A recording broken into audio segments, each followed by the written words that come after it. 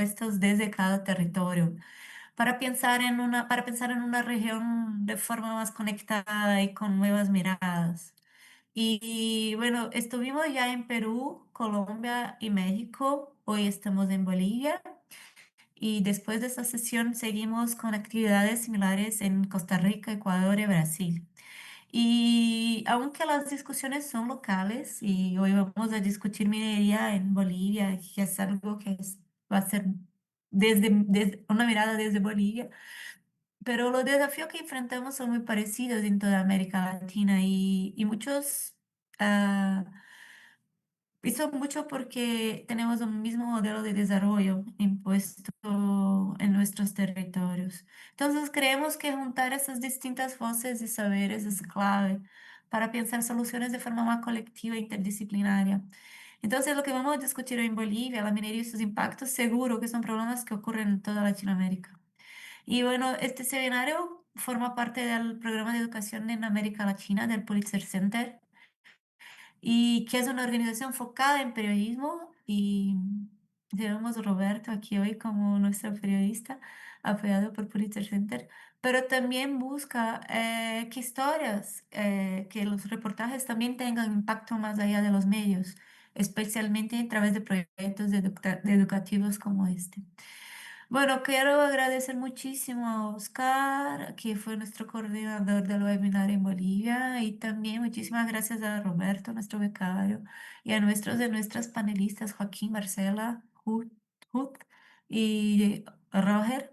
Y por supuesto, gracias a cada uno de ustedes que están aquí acompañando esta discusión para compartir, ¿no?, esta conversación que es tan necesaria para discutir el presente, pero también el futuro. Muchísimas gracias a todos. Muchas gracias a ti, estimada María Rosa, y por supuesto al Pulitzer Center por provocarnos, por darnos la posibilidad de generar este espacio. Bueno, en primera instancia, ya lo que debía haber hecho en inicio es presentarme. Soy Oscar Campanini del Centro de Documentación e Información Bolivia. Y en esta ocasión, a diferencia de muchas otras, me toca el rol de facilitador y no tanto de expositor, aunque obviamente no me voy a poder contener y voy a meter algunas ideas a manera de justamente provocar el diálogo entre los panelistas que realmente son personas con mucho conocimiento y con voces importantes en Bolivia. Entonces, para complementar un poco el tema de propósitos y qué es lo que podemos discutir, analizar en el caso de Bolivia, yo me animo a lanzar unas ideas, el intentar mostrar la complejidad que realmente es bastante complejo por supuesto, como que para el caso de la minería tiene un nivel importante, es el sector.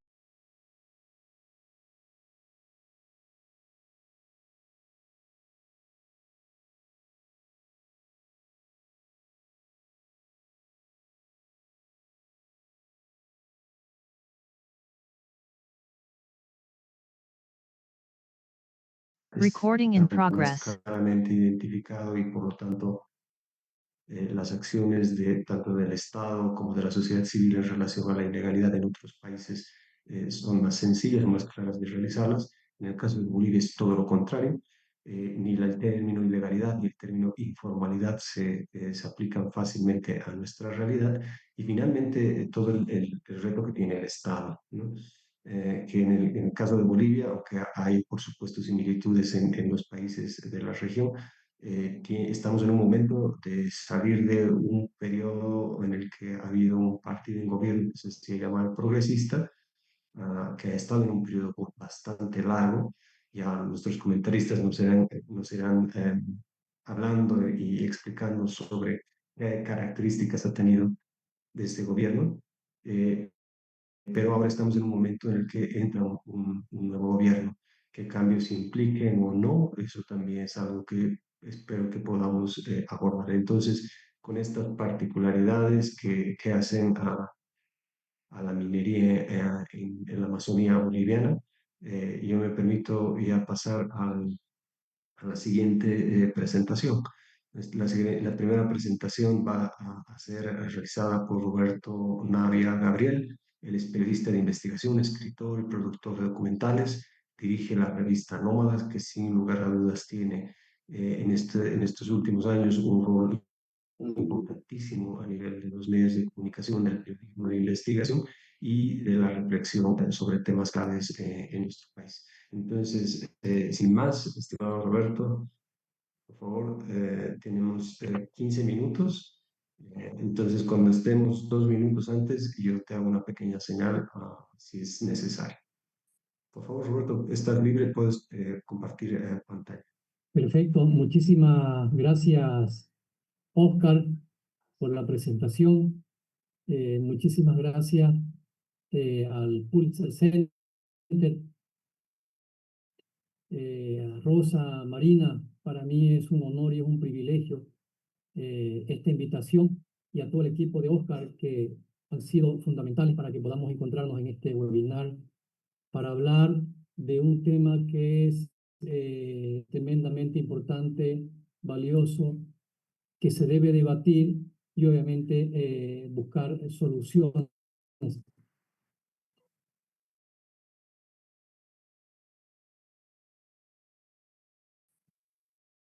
Entonces,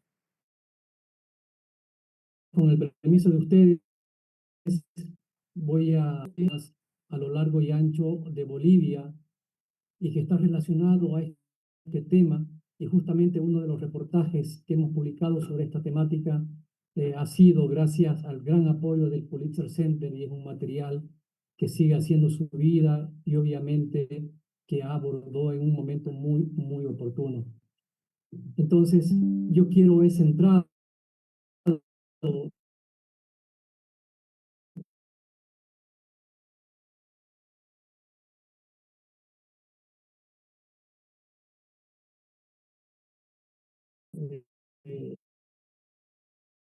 eh, a, a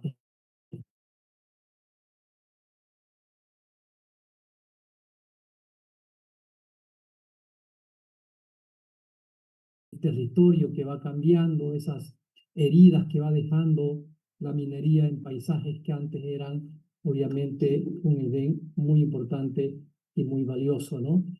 Como lo dijo Oscar, cuando se habla de minería, cuando se habla de este tipo de actividades, es minería ilegal, no es la extracción de minerales, principalmente el oro aluvional, sin permisos, sin cumplimientos ambientales, ¿no?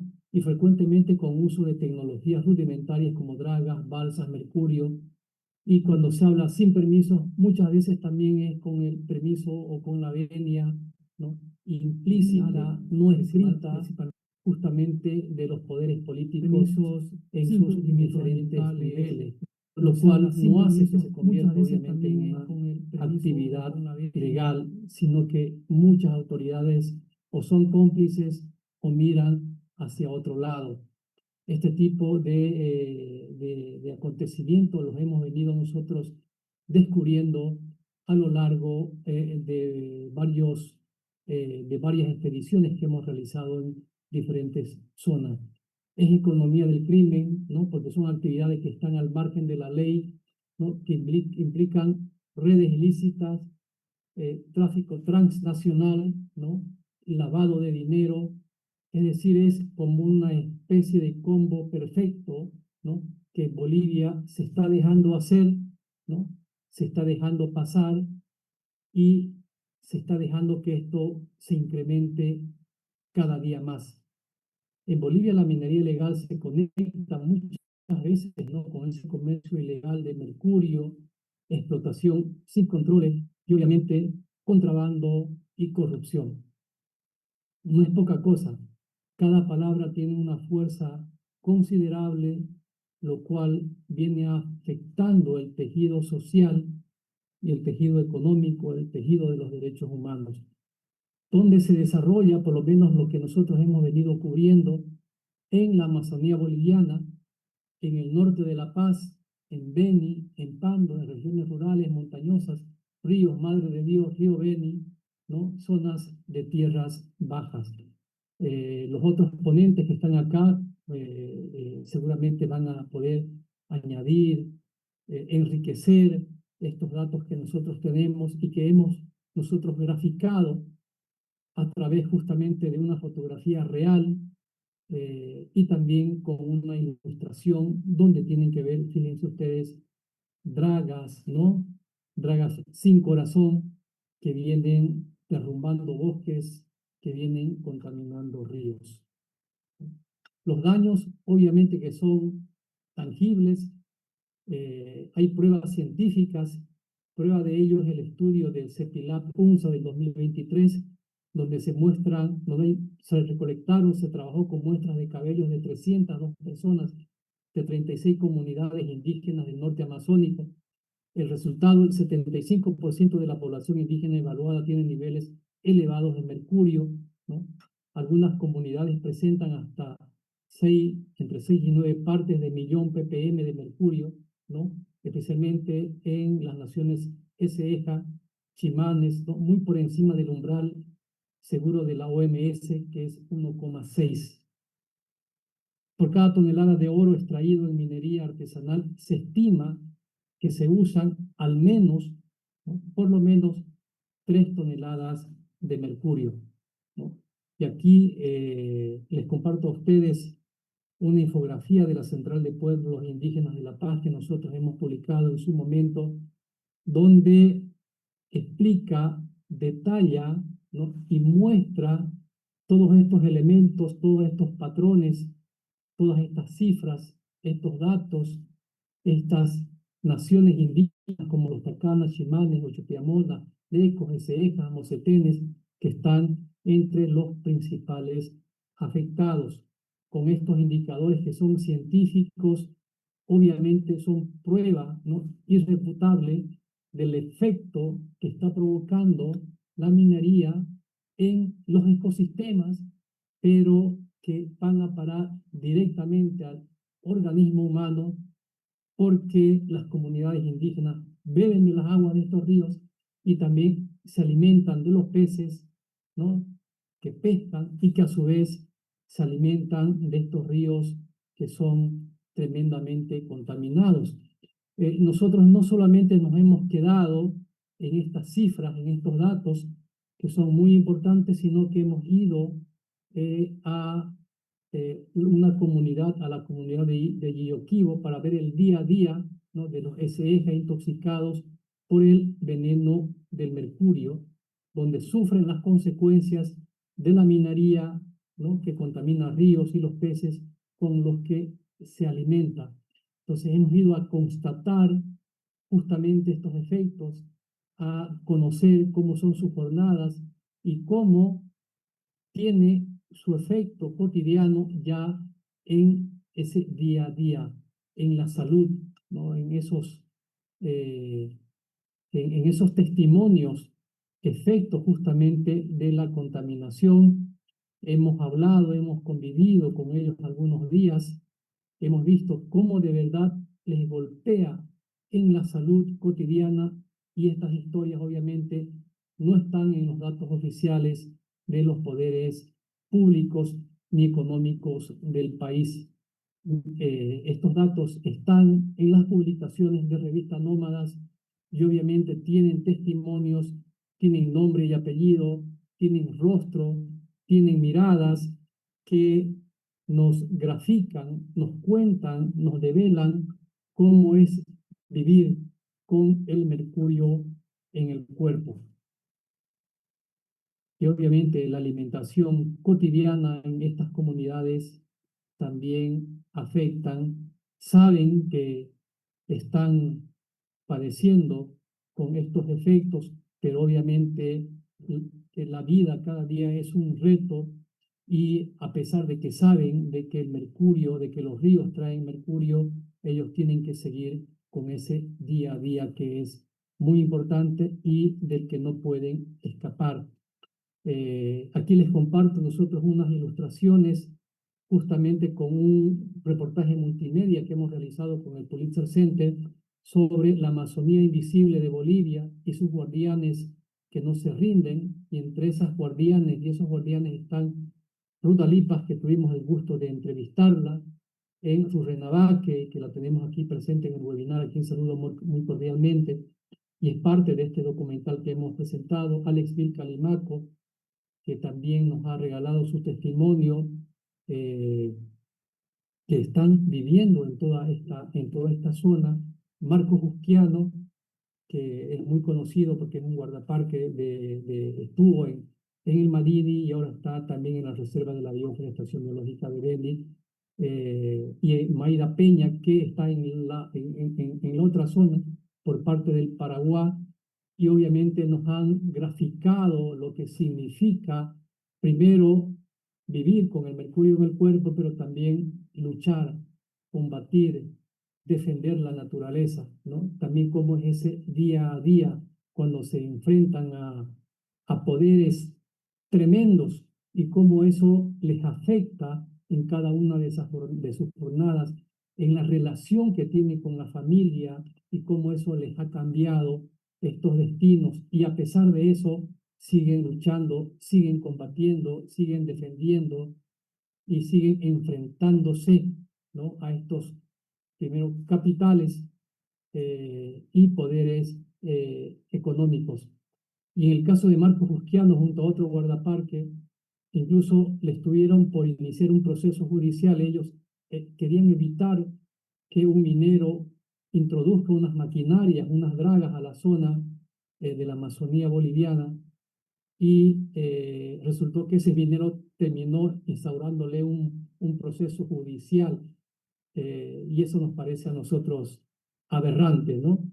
Es más, es decir, los enemigos del medio ambiente, los que están cometiendo crímenes, terminan tocando las puertas de la justicia para que procesen a sus defensores. Eso me parece a mí de verdad que altamente, altamente preocupante. Y el tema de la minería está relacionado obviamente con la deforestación, pérdida de territorio y degradación ambiental. En el río Madre de Dios, por ejemplo, entre el 2023 y el 2025 se perdieron 862 hectáreas de bosque debido justamente a la minería aluvional. La importancia del bosque, todos los que estamos aquí lo sabemos: funciones de corredor ecológico, regulación hídrica, captación de carbono, hábitat para especies, ¿no?, y la caza de comunidades indígenas, solamente por citar algunos ejemplos.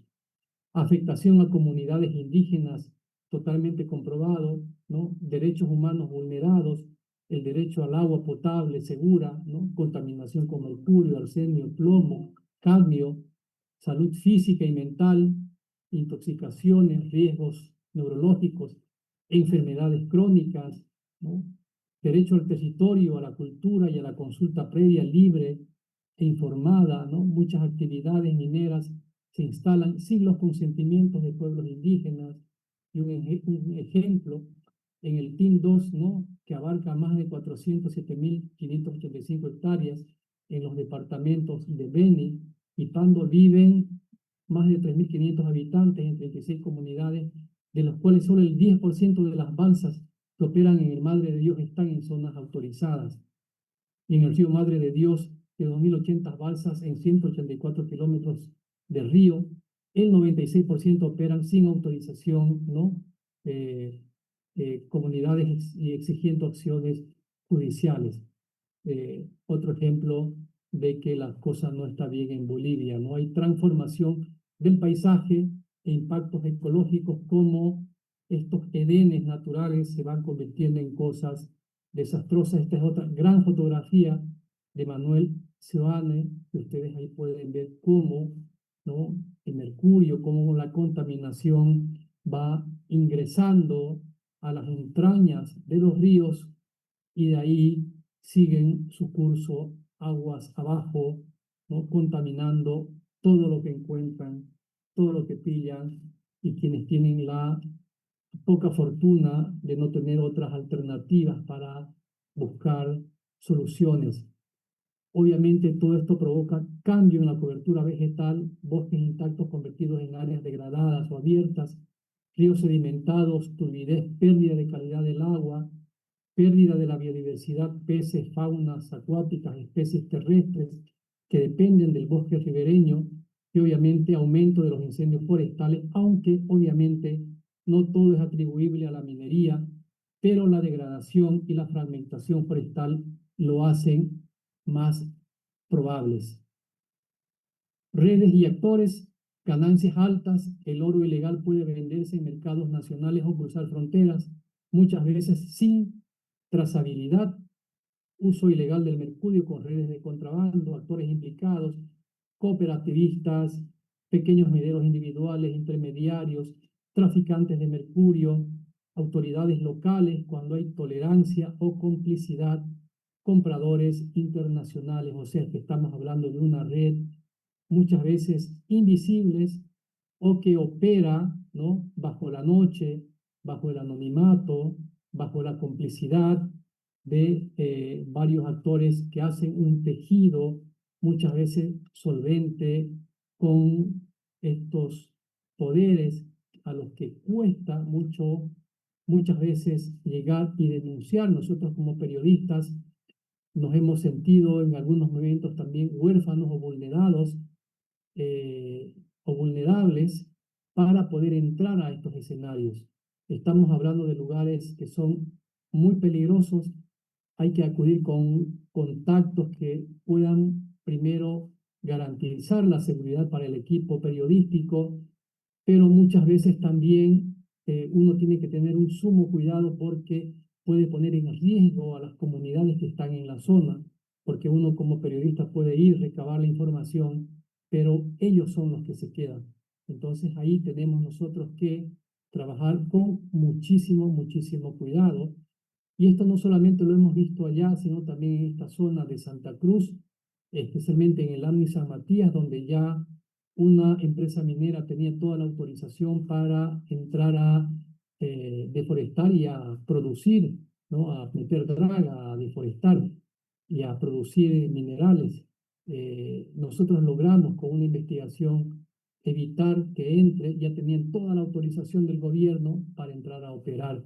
Obviamente hemos sido nosotros tratados con muy malas artes eh, por un minero con el que nos encontramos ahí en el AMNI San Matías y trató de amedrentarnos de una manera bastante grotesca. Obviamente uno tiene que saber encontrar, ¿no?, las garantías para poder seguir trabajando. Esto genera costos humanos, sin lugar a dudas, pérdida de modos de vida de las comunidades indígenas, pesca, agricultura tradicional, recolección de alimentos silvestres, ¿no? Nos hemos topado también con migraciones forzadas o desplazamientos interiores por degradación ambiental, porque ese lugar ya no es apto para poder producir esos alimentos con los que venían subsistiendo. Hay un impacto en el tejido social, incluso conflictos internos, ¿no?, fracturas de territorio, violencia, explotación laboral, y es todo un cúmulo de acontecimientos los que nosotros hemos intentado mostrar con una profundidad y también con una explicación de por qué viene ocurriendo todo esto, ¿no? Y obviamente hay instituciones y hay municipios que están luchando contra estos grandes poderes, lo último, ¿no?, los pobladores de Viacha, que han logrado, por lo menos hasta ahora, frenar la minería ilegal tras una jornada de presión, ¿no? Los pobladores de Viacha se han parapetado, han exigido a su alcalde medidas y decisión tajante para que no ingresen estos mineros que ya estaban ahí al pie del cañón. También nosotros hemos acudido a dos municipios que son un ejemplo de que cuando las comunidades se sienten fortalecidas pueden luchar y pueden tener reacciones y puedan ponerse a frente, ¿no? Hemos publicado un reportaje que hemos titulado Cuando la selva dice no. Alto Beni y Palos Blancos frenan en seco a la minería. No hay lugares en Bolivia donde las comunidades locales defienden sus tierras y su modo de vida cultivando cacao orgánico de manera sostenible, mientras luchan legalmente contra la amenaza de la minería del oro que busca invadir y contaminar sus territorios.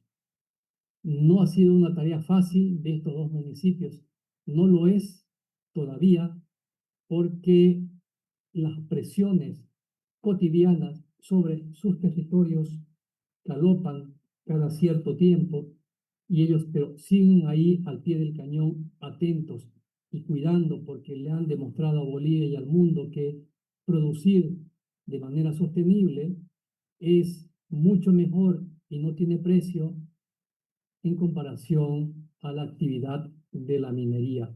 Alto Beni y Palos Blancos no aceptan la minería.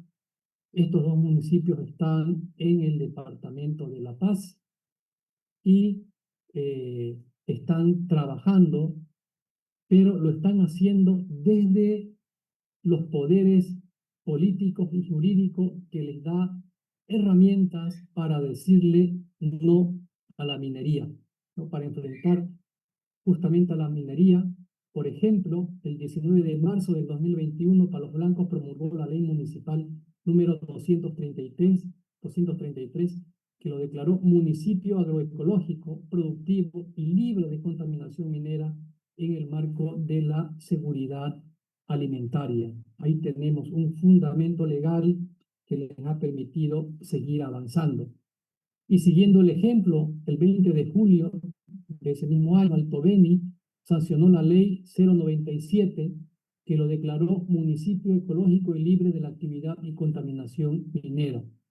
Juntos, ambos municipios, estos esfuerzos culminaron el 8 de diciembre del 2023, cuando la Asamblea Legislativa Departamental de La Paz aprobó la ley número 258 que declara a ambos municipios como agroecológicos y productivos con recursos hídricos libres de actividad y contaminación minera. Es decir, lo que empezó como un esfuerzo municipal, lograron que esto avance para que se convierta en una ley departamental que ha sido gestionada en la ciudad de La Paz. Lo que empezó como un municipio abrazó a estos dos municipios y han avanzado de una manera extraordinaria. Ahí ustedes ven, Roberto. gracias, con esto ya termino.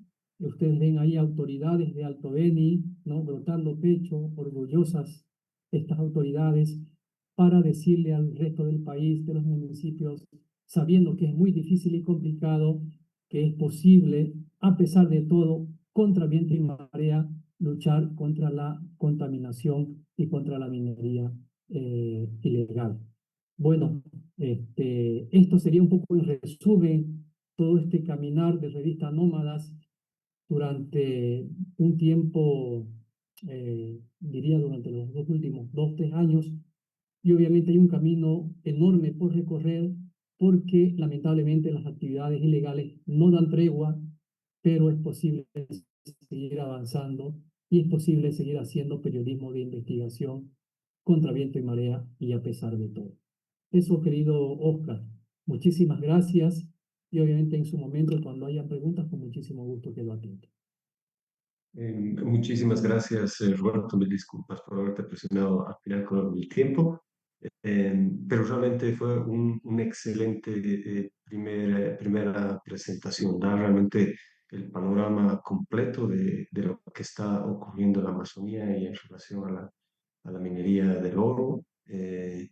Y creo que nos da pie perfecto para que el resto de nuestros comentaristas, expositores puedan ir profundizando sobre ciertos aspectos que creo que tenemos la posibilidad de hacerlo y además es pertinente y necesario. Me permito solamente resaltar algunas ideas. Creo que varios de los temas que ha presentado son todos ellos muy importantes. Muchos de ellos se han difundido de alguna manera, ya son parte de la discusión de muchos actores acá en Bolivia.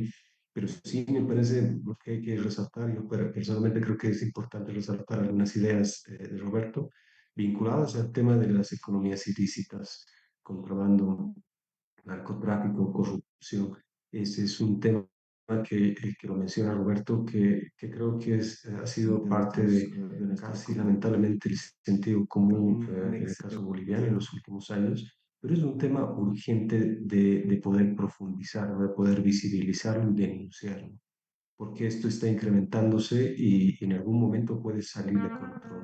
Estoy hablando y pensando en cosas que están ocurriendo ya en otros países de nuestro continente. En el caso de Ecuador, en el caso de Perú, actividades mineras vinculadas a estas economías ilícitas que salen de control, empieza a haber un grado de violencia mucho más alta, control de espacios territoriales de manera armada, asesinatos no casuales, obviamente, ni tampoco individuales, sino en grupo y de grandes cantidades de personas. Entonces son cosas que lamentablemente creo que estamos cerca acá en Bolivia y es un tema que ya lo menciona, ya lo identifica Roberto, que creo que sería interesante profundizar, creo que es urgente. Y otro aspecto que de alguna manera también se ha dado a conocer el impacto que tiene la minería en los diferentes pueblos, en el pueblo Ceja, que creo que es uno de los más afectados, pero no es por supuesto el único. Creo que ahí también menciona y hay una descripción muy interesante de Roberto que lo menciona como costos humanos. Y creo que no es solamente un costo en términos por supuesto, monetarios. No es así que lo plantea Roberto, más bien muestra todas las dimensiones de estos costos, que creo que es algo que también acá en Bolivia tenemos que profundizarlo, tenemos que visibilizarlo aún más. Porque estamos en un momento en el que la crisis económica realmente nos va a empujar a toda Bolivia a un punto en el que no hemos estado en varias décadas. Y ahí es fácil hablar sobre el oro como una salida o como una alternativa, como un camino para poder ir saliendo de esa crisis, dejando de lado e invisibilizando eso que Roberto llama costos humanos, todos los impactos que está teniendo actualmente y que vemos que se va a incrementar. Entonces, con eso, a manera de un poco provocar algunos temas claves que creo que es útil. Espero que el resto de los compañeros comentaristas agarren pista o la provocación y puedan ir comentando y profundizando al respecto. Entonces pasamos a la siguiente exposición de Joaquín Chacín. Él es licenciado en Derecho con estudios en Gobernabilidad, Prevención del Delito y Política de Drogas, que va justamente al tema. Es investigador y docente de la Universidad Católica Boliviana en Cochabamba. Entonces, y es además representante de la Universidad Católica que has hecho también posible junto con el Pulitzer Center este espacio de reflexión. Entonces, sin más, estimado Joaquín, por favor, te damos la palabra y sabes, 15 minutos al minuto y yo te molesto. Perfecto, muchas gracias, Oscar, y pues un saludo a todas y todos los que están presentes. Igualmente a los panelistas, es un gusto conocerlos, al menos por la parte virtual. Em, bueno, yo voy a un poco contribuir a esta discusión que creo que conecta muy bien con lo que Roberto nos ha mostrado y que justamente Oscar también nos propone como discutir, ¿no? Ver un poco las categorías mm, ilegales, ¿no? O sea, las características ilegales de la minería del oro, pero también ver cuál es su relación con lo legal, ¿no? Y aquí es donde quiero un poco, o me voy a permitir mostrarles una entrada analítica para entender un poco estas relaciones que se dan entre lo legal y ilegal. Y cómo se puede aplicar, digamos, ¿no? En un ejercicio digamos, de figuras a las actividades mineras, ¿no? Entonces, me comparto pantalla.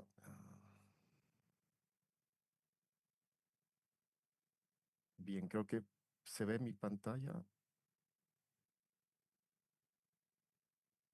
Sí, ¿no? Sí. Perfecto, gracias. Bueno, entonces, como les decía, ¿no? Una entrada analítica que nos pueda permitir entender, digamos, estas categorías legal y ilegal, que, digamos, no son suficientes, ¿no? Es decir, si pensamos que lo legal está bien delimitado con respecto a lo ilegal, o, digamos, algo ilícito con lo lícito, pues es mucho más complejo, ¿no? No funciona en categorías binarias. eh, y más bien entre los límites de ambos, pues suceden muchas cosas, ¿no? Entonces, podemos decir que entre lo que, digamos, es lícito o ilícito, que son, digamos, dos categorías socioculturales, es decir, lo que es lícito para alguien, para un territorio, puede ser ilícito para otro, ¿no? Entre esos límites internos, son muy borrosos, son muy porosos, hay muchas interacciones, ahorita les voy a comentar un poco más con un gráfico. Pero también si vamos a comparar lo que es legal, por ejemplo, o mejor dicho, ilegal con lo que es ilícito, ¿no? La categoría legal e ilegal sería una categoría más política, porque es el Estado que define qué es legal y por lo tanto dejando afuera lo que sería ilegal. Entre límites entre lo ilegal y lo ilícito también existen, ¿no es cierto?, unos límites borrosos, ¿no? Y esto hace muy difícil poder conceptualizar qué es lícito, qué es ilícito, qué es ilegal, qué es legal, ¿no? Entonces partimos un poco de esa idea de la complejidad que significa hablar de estas categorías que además vamos a ver cómo están interrelacionadas, ¿no? Entonces podemos afirmar que, digamos, la suposición de que los límites entre lo legal e ilegal están claramente delimitadas es falso, ¿no? Entonces, un poco salir de esta mirada legal e ilegal y entrar, digamos, a ver lo que denominamos zonas grises de gobernanza, ¿no? Hay varios autores, digamos, desde la literatura, desde la antropología, desde la sociología, desde la política han analizado estas zonas grises, ¿no? Pero tiene una particularidad, es decir, entre lo legal y ilegal existen estas zonas grises que se mueven en las sombras, donde más bien la legalidad es negociada, digamos, ¿no? Hay una negociación entre actores que es bastante compleja para determinar en qué punto voy a ser legal, voy a pasar a lo ilegal, ilícito, etcétera, ¿no? También estas zonas grises, digamos, la gobernanza acá es fragmentada, es decir, no es un monolito, digamos, ¿no es cierto? Y más bien aquí se encuentran, digamos, retazos o fragmentos digamos, de esta legalidad. Y también cooptada por muchos actores que pueden venir de la parte ilegal, de la parte ilícita y que cooptan, digamos, esos espacios de gobernanza y negocian también con los recursos de poder, ¿no? Entonces, la idea de zona grises es un poco lo que quiero discutir ahora eh, a modo, digamos, de generar una discusión sobre la actividad minera. Y esto nos da un poco, o he intentado, digamos, graficar qué sería o cómo se vería esta zona gris en una figura, ¿no? Y esto un poco lo he tomado de unos autores, Van Sheldon y Abraham, que hablan un poco de estos flujos criminales, digamos, ¿no? Y los límites entre lo legal y ilegal, ¿no? Aquí vamos a ver, digamos, un gráfico donde hay unos círculos, unas pelotitas. En un lado están las pelotitas, digamos, blancas, ¿no? Que representarían, digamos, la parte legal, lo que está, digamos, iluminado bajo la luz, ¿no? Incluso es lo lícito, ¿no?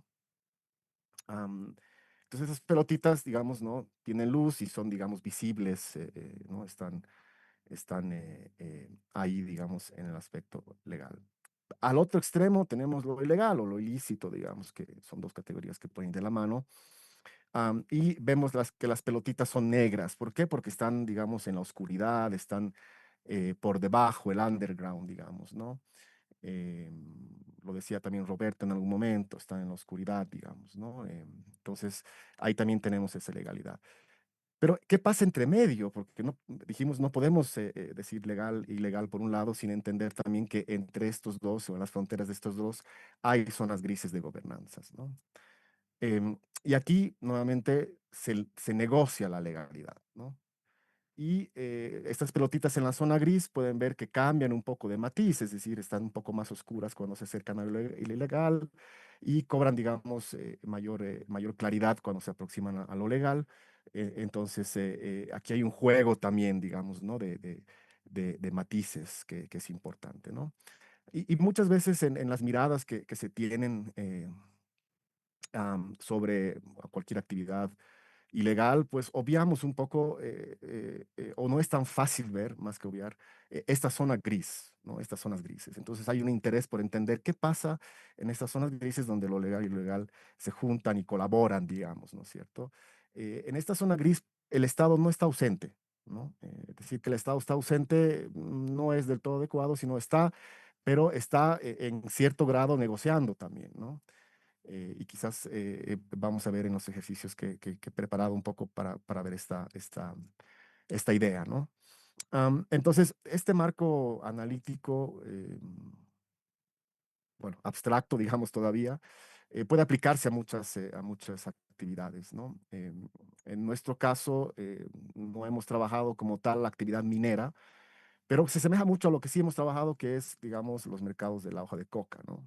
Y hemos utilizado este mismo marco analítico para ver qué pasaba en el mercado de la coca en Bolivia, que pues tiene un pie en lo legal, tiene un pie en lo ilegal, pero entre medio hay una zona gris pues muy rica y muy diversa también, ¿no es cierto?, de intercambios y flujos, digamos, ¿no?, de gobernanza, ¿no? Es decir, y creo que la hoja de coca en Bolivia representa muy bien o se acomoda muy bien a este marco analítico. Pero en el caso, digamos, de la minería, lo que he intentado hacer es un pequeño ejercicio igual de graficarlo, tomando en cuenta una mirada, digamos, aproximándonos a una mirada económica, ¿no? Entonces, el siguiente gráfico, digamos, es lo mismo, solo que he intentado aquí reflejar un poco las cadenas de valor de la minería del oro, ¿no? Intentando entender am, en esta idea de cadenas de valor, es decir, desde que se extrae el oro hasta su consumo final, ver este flujo, digamos, cómo pasa, digamos, de una frontera a otra, ¿no? Entonces aquí los dos círculos en ambos extremos representan, por un lado, la economía ilícita y por otro lado, la economía legal, ¿no? Y aquí vemos, digamos, he intentado ponerlo, no es un ejercicio acabado, creo que se puede mejorar, pero digamos, en el lado de economías ilícitas o ilegales, podemos ver ahí la extracción del oro, ¿no? Que yo lo he puesto, lo he acomodado, digamos, en la parte ilegal, porque pues la extracción en su mayoría se hace de forma ilegal, ¿no? Am, Luego tenemos, por ejemplo, en el medio, en la zona gris, el acopio y el transporte, ¿no? Los intermediarios que, pues, podrían estar también en la zona gris, ¿no? Más tirados hacia la zona ilegal. La comercialización primaria del oro, que lo he puesto un poco, digamos, hacia la parte de economías ilícitas, aunque un pie también en la parte gris. Am, la exportación, ¿no? Que estaría más en la economía legal, pero también en la zona gris. Eso es un poco un ejercicio discrecional, les repito, es para graficar y entender un poco estas dinámicas. Y por último, el consumo final, digamos, ¿no? Donde los mercados a donde llega, por ejemplo, el oro, ¿no? Que en el caso de India, Estados Unidos son los mayores compradores de oro boliviano, entonces podríamos pensar, digamos, ¿no? En esta cadena de valor que pasa las fronteras y llega hasta destinos, digamos, del norte global, etcétera, ¿no? Pero lo interesante de esto es que, a ver, no son categorías estancas, digamos, ¿no? O sea, los comercializadores no siempre están ahí, ¿no? Sino que la figura de abajo muestra un poco la idea de puerta giratoria, ¿no? Las puertas giratorias en el tema de la minería del oro. em, un poco hacen que se mueva, digamos, ¿no? Estas cadenas de valor entre lo legal, lo ilegal, las zonas grises, ¿no es cierto? Entonces, nos ayuda a entender, digamos, cómo se mueve. Por ejemplo, ¿no es cierto? Minería, la extracción ilegal del oro, por ejemplo, puede terminar en joyerías, digamos, ¿no es cierto?, en Estados Unidos. Entonces muestra cómo, digamos, es una extracción ilegal, pero después se muestra en el área legal, ¿no? En la economía legal, digamos, ¿no? Y los capitales también cómo fluyen, digamos, cómo fluyen en puertas giratorias, ¿no? Entonces, un poco la idea de las cadenas de valor. Am, También nos sirve esto para entender, por ejemplo, qué sucede con los actores de la minería del oro, ¿no? Que yo creo que también es un aspecto importantísimo, ya lo señalaba Roberto. ¿Quiénes son, digamos, los que actúan en la minería del oro? Y nuevamente un ejercicio de un poco intentar ubicar, digamos, en esta complejidad de zonas donde actúa cada uno de los actores, ¿no? Entonces, por un lado, nuevamente tenemos actores ilegales en la oscuridad y actores legales en la claridad, y intentar ver dónde posicionarlos, ¿no? Los grupos criminales, digamos, obviamente estarían en la parte oscura, ¿no? Actuando con unas reglas establecidas, pero digamos siempre por debajo, que no son visibles, y obviamente también difíciles de observar, digamos, ¿no? Es difícil estudiar la economía del crimen por obviamente la peligrosidad, pero también, digamos, porque se mueven, digamos, en las sombras, ¿no? Los comercializadores también podrían estar, digamos, en el medio. Las cooperativas que señalaba también Oscar al inicio, que yo creo que es un actor que representa muy bien el manejo, digamos, su manejo o su am, ir y venir de lo legal e ilegal, digamos, ¿no? Entonces es un actor que se posiciona muy bien en la zona gris, que además tiene un poder económico y político muy grande, coopta instituciones del Estado, se relaciona también, ¿no es cierto?, con la parte ilegal. Es decir, yo creo que las cooperativas mineras en este caso representan muy bien, digamos, este movimiento en la zona gris, ¿no? Los exportadores acá en el medio, pues también, ¿no? Pueden estar con un pie en ambos espacios. Y obviamente como actores legales, obviamente las comunidades. La JAM, aunque la JAM podría, eso me ha costado un poco decir, bueno, lo ponemos como actor legal, también podría estar un poco tirado hacia la zona gris. Sabemos que el Estado muchas veces es cómplice, muchas veces negocia, muchas veces se ausenta porque le conviene, es decir, es todo un debate sobre el rol del Estado en, como actor en la minería del oro, ¿no? Y gobiernos locales, que bueno, también nos ha mostrado Roberto muy interesante cómo los gobiernos locales también en ciertos casos digamos, han apoyado, digamos, ¿no es cierto?, iniciativas para declarar a sus territorios libres de minería, por ejemplo, y son dos casos, Palos Blancos y Alto Beni, muy interesantes que ya estuvimos como centro de investigación haciendo seguimiento, porque es interesante, digamos, cómo a través de la agroecología también proponen, digamos, ¿no? Un territorio libre de minería. Pero bueno, hay los gobiernos locales, digamos, como actores legales. Y nuevamente, esto no son categorías estancas, se mueven, digamos, ¿no? Fluyen bajo las puertas giratorias, ¿no? Eh, Exportadores, cooperativas, creo que, como les decía, es el actor más representativo de la zona gris, puede, digamos, ¿no? Entrar, salir y demás, ¿no? Entonces es muy interesante también ver cómo se mueve la minería del oro en este esquema, ¿no? Am, y por Un último, minuto. sí, ya voy acabando. Y por último, eh, también digo, bueno, actores, economías, pero también regímenes normativos, digamos, ¿no? Es decir, cómo entender todo esto y dónde están las normas, ¿no? Entonces, por un lado, régimen extrajurídico, ¿no? Que sería, digamos, lo oscuro, el régimen jurídico formal, estatal, ¿no? Ahí he puesto lo antijurídico en lo negro, porque lo antijurídico sería lo contrario a lo jurídico, es decir, ahí estarían grupos criminales, muchas veces armados, que desafían el orden público, desafían el poder del Estado, caso, bueno, colombiano, mexicano, peruano también, digamos, en algunos aspectos, pero digamos extrajurídico, ¿no? Y normas en la zona gris que son de facto, digamos, ¿no? Y que se negocian muy bien, ¿no? Entonces también quería poner sobre la mesa estos regímenes normativos.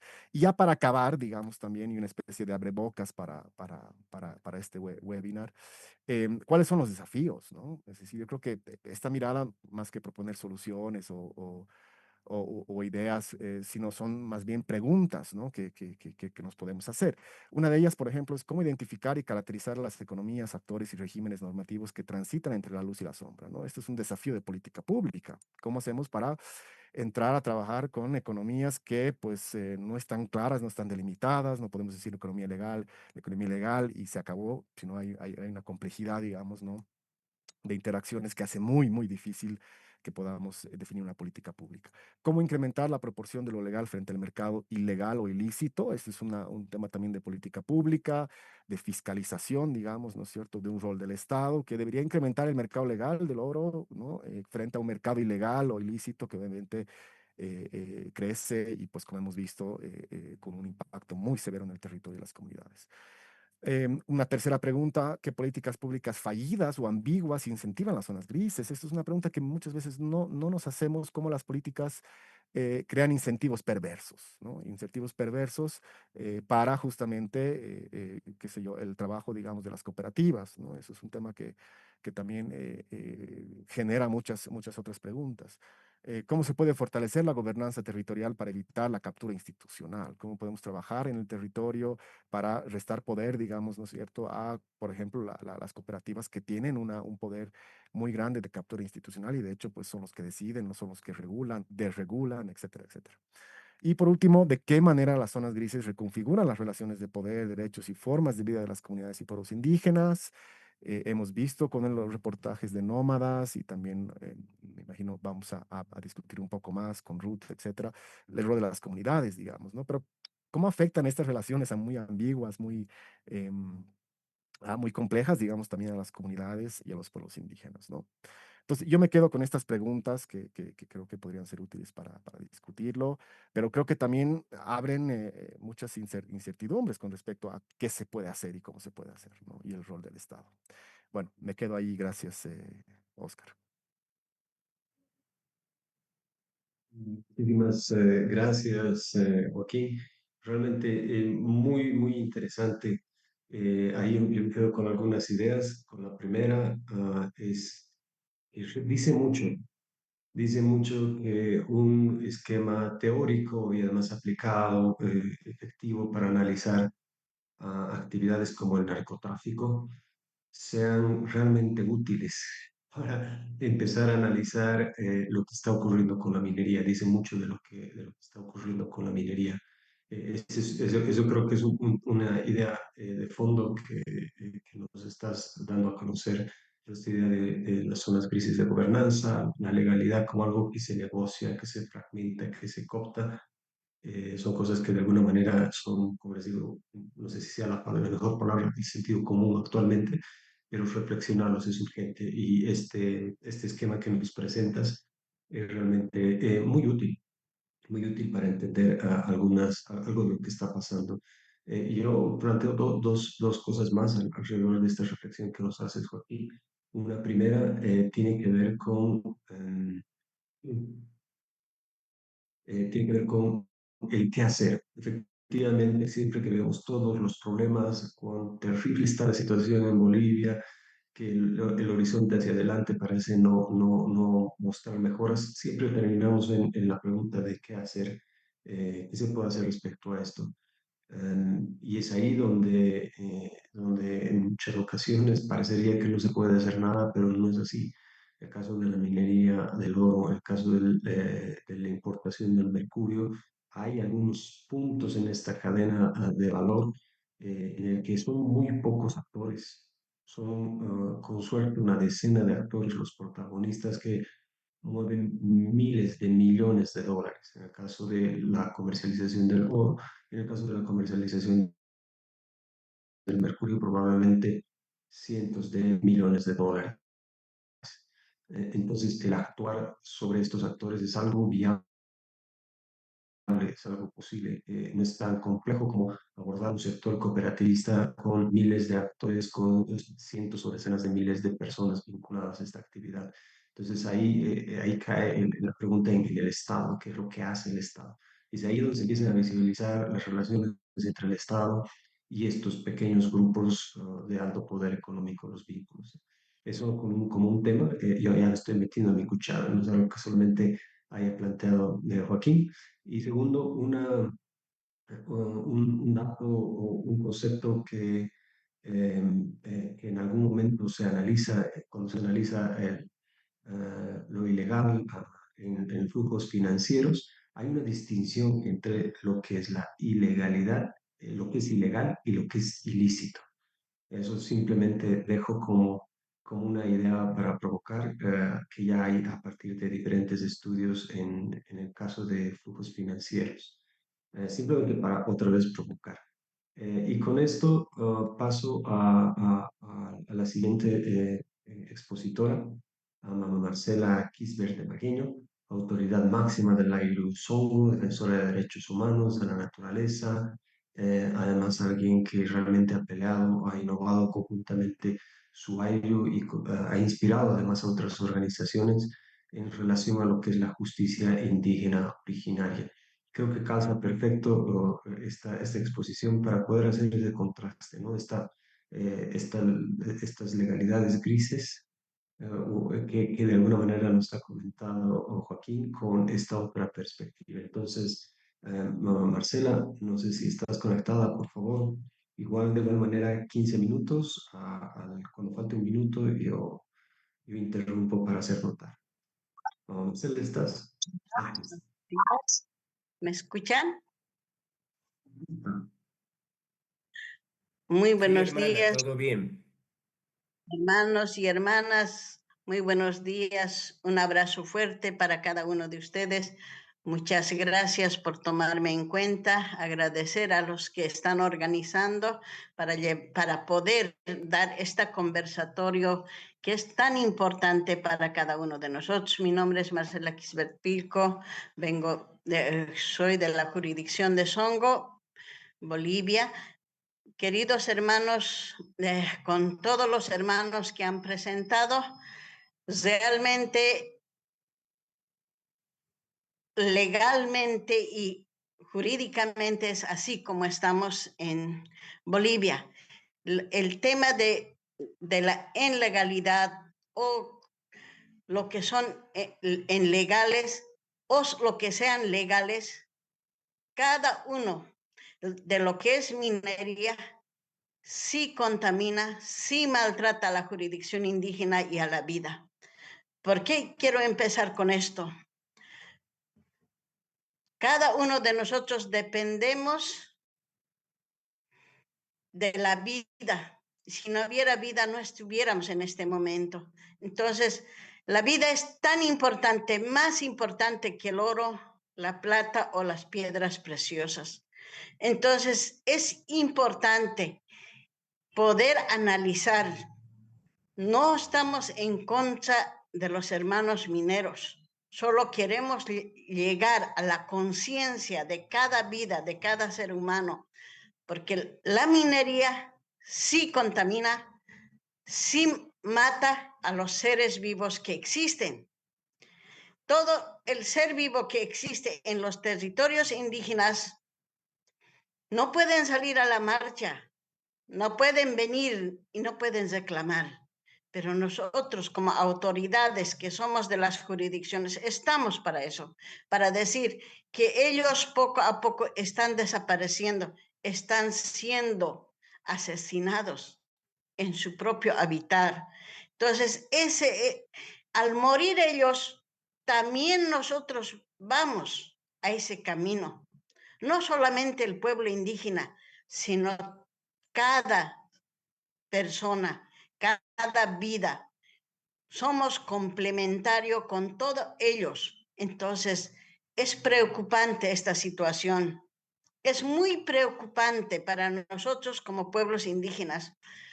Tal vez no hemos sido entendidos con nuestros gobernantes, con nuestras autoridades máximas, pero hoy quiero llamar la atención que la vida es de todos, todos debemos de defender la vida. Cuando llega la minería, sea ilegal, sea legal, sí o sí, hay grandes cosas que se pierden. Las vidas de estos seres pequeños que son el complemento de nuestras vidas. Al mismo tiempo se pierden las plantas medicinales. Tal vez no en su totalidad, pero esa planta medicinal ya no tiene el mismo consistencia que tenía al principio. Por tanto, aún los alimentos que nos servimos, cuando ya hay contaminación, ya no es saludable para la vida, sino es algo más que está empezando a dañar tu cuerpo. Entonces, este es el tema más fuerte para cada uno de nosotros. Por eso agradezco que me hayan dado este lugar. Solo yo quiero llegar a sus corazones de cada uno que están en este espacio, en esta sala, hoy. Si nosotros no defendemos la vida, ¿quién lo va a hacer? Nosotros tenemos que ser defensores de la vida. Entonces, por eso vengo a hablarles. Songo quiero hablar de Songo en este momento. Existe los animalitos más pequeñitos de los sapos y víboras, los serpientes chiquititos, existían en su cantidad. Hoy por hoy están desapareciendo. Entonces, cuando a mí me dicen no hay contaminación, yo digo, entonces, ¿qué pasó? Si no hay contaminación, ¿qué pasó con ellos? Ya no están. Entonces, es una de las grandes preguntas que llega a la mente. Muchas veces, para poder tranquilizarnos, nos dicen que no hay contaminación, que no es en gran magnitud la contaminación. Así nos dicen y así siempre lo han dicho. Sin embargo, nosotros como nativos del lugar sabemos cada cosa cuánto existe. Y cuando ya no hay, pues ya no hay, hubo algo. Entonces, así como en pandemia hemos visto, ¿no? Cada día, ¿no? Tantos muertos aquí, tantos enfermos y esto. Pero así los habitantes del lugar vemos día a día que van desapareciendo, que nos van abandonando, nos van dejando. Y eso nos hace pensar que uno de estos días nos va a tocar también irnos. No por la edad, sino porque ya nuestro cuerpo ya no recibe una alimentación adecuada. Entonces, eso es, queridos hermanos, eso es lo que pasó en Songo, eso reclamamos. Por eso se expulsó al empresa minero. Pero sin embargo, todas las autoridades dijeron que estaba mal, que no se debía de hacer, que esa empresa es preconstituida. Ahora, la empresa se esconde en una cooperativa ilegal, pero sigue diciendo la AHAM de que está en su adecuación. Entonces, no está ni en su adecuación total, pero ya ha desaparecido muchos seres vivos.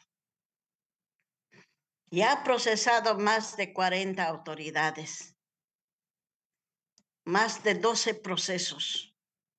Y cuando se adecue y sea legal, ¿qué será Songo? Y Songo, que es un territorio muy cercano a la ciudad de La Paz, es el pulmón de la ciudad de La Paz. ¿Qué ha de pasar? Solo va a ser afectado el pueblo indígena y estos seres vivos. No, la afectación llega a todos.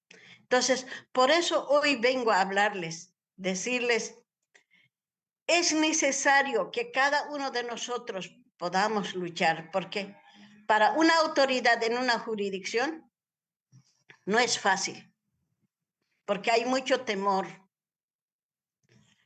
Yo he sido perseguida con muchos procesos, incluso pidieron obraje para mí. Pero a pesar de eso, sigo saliendo, porque no me tiene que dar temor si estoy defendiendo la vida de muchos seres vivos.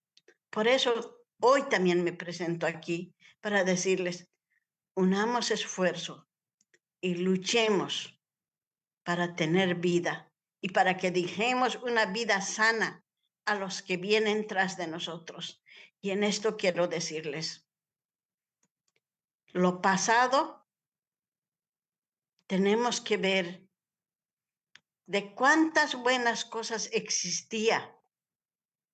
Nuestros antepasados, cómo cuidaban, cómo protegían, cómo no se contaminaba también. Hubo riquezas que han manejado.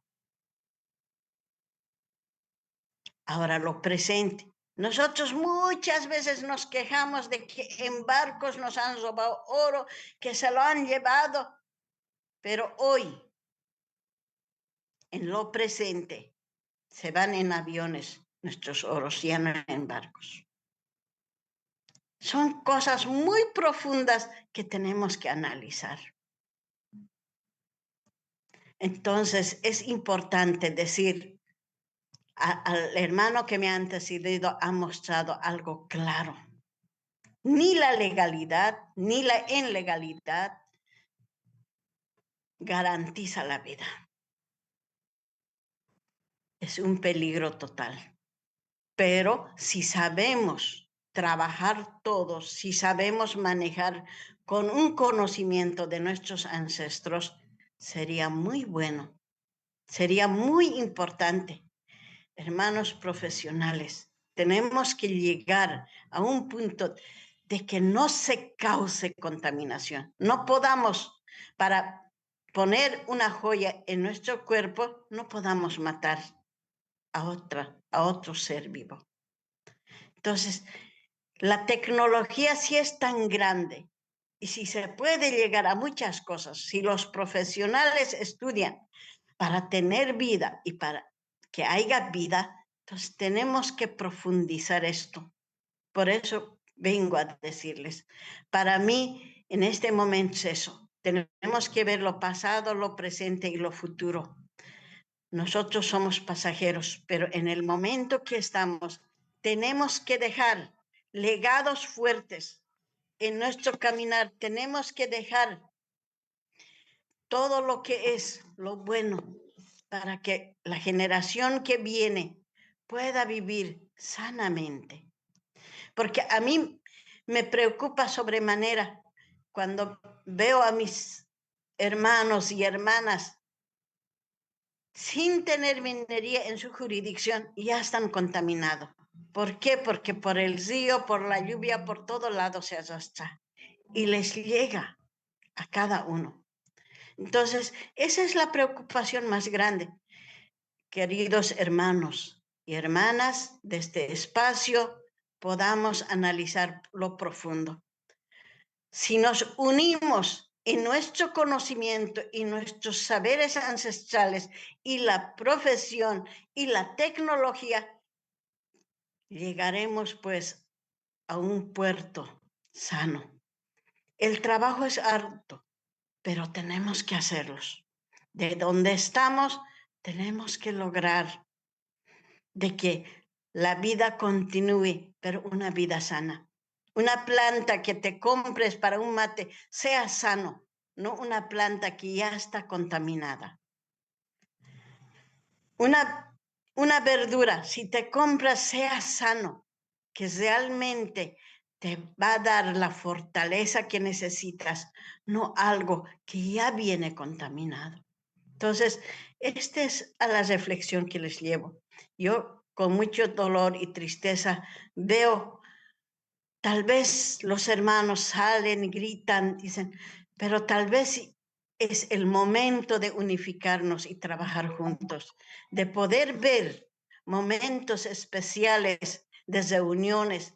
Por ejemplo, agradezco a la tecnología, no necesitamos reunirnos en una sala, sino a través de este medio conversamos.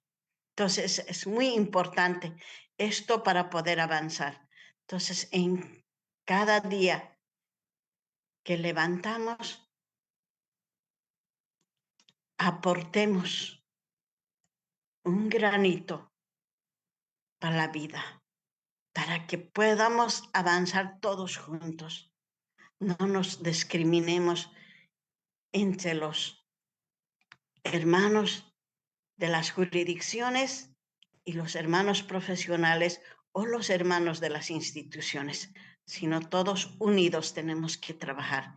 Ese sería el punto para poder caminar y avanzar, queridos hermanos y hermanas.